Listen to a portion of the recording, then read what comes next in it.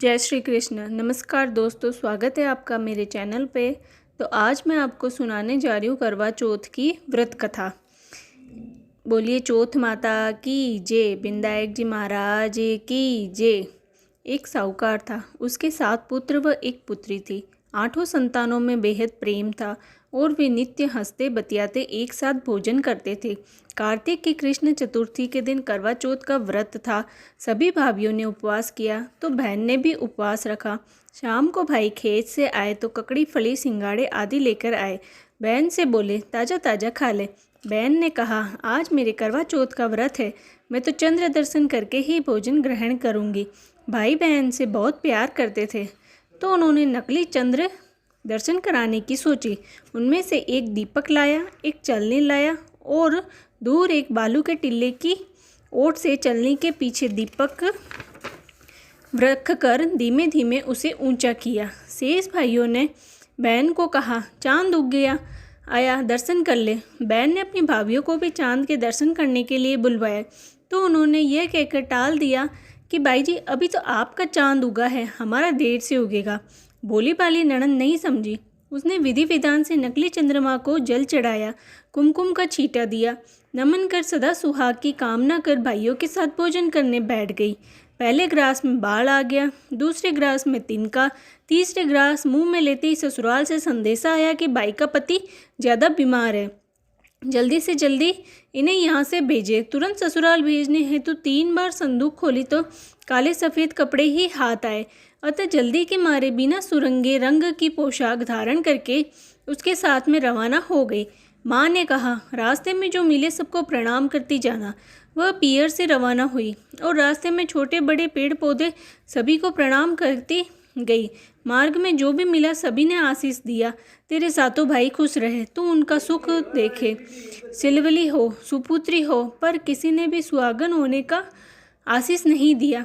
ससुराल में प्रवेश करते ही छोटी 6 महीने की जेठूती झूले में सो रही थी। उसने जेठूती को जाकर कहा, प्रणाम। जेठूती ने उसे आशीर्वाद दिया, सदा सुहागन रहो। घर के अंदर प्रवेश करते ही सास ने उसे शगुन के तौर पर परंपरा अनुसार पाटा बैठने को नहीं दिया और कर्कश एवं दुख भरे स्वर से कहा कि जा ऊपर जा, तेरा पति व मेरा लाल मरा पड़ा है। जब उसके पति को शमशान ले जाने लगे तो उसने मना कर दिया और कहा, गांव के बाहर जंगल में मेरे लिए एक झोपड़ी बनवा दो, मैं अपने पति को लेकर वहीं रहूंगी। झोपड़ी में घी का दीपक जलाकर वह वहीं रहने लगे। 4 महीने के बाद माह महीने की तिल चौथ आई।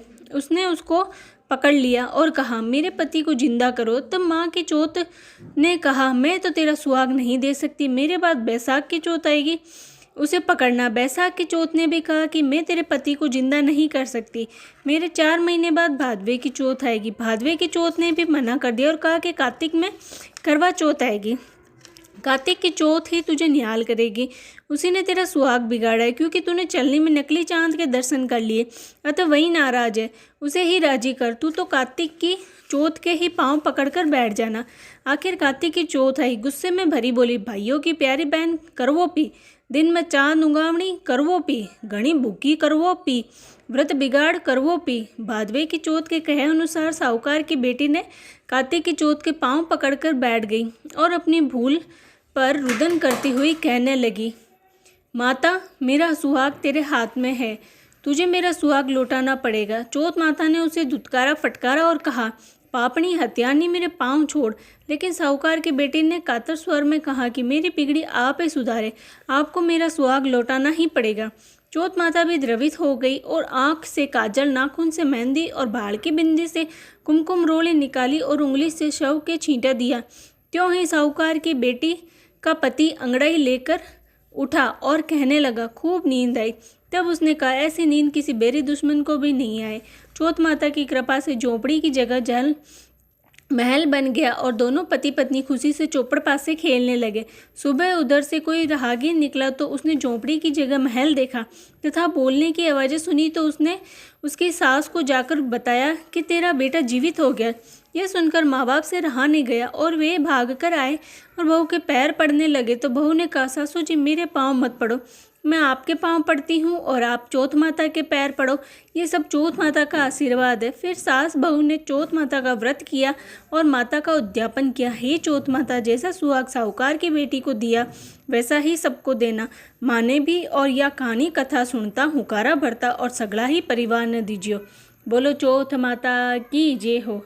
इसके बाद विनायक जी की कहानी कहनी है, उसकी लिंक आपको डिस्क्रिप्शन में मिल जाएगी।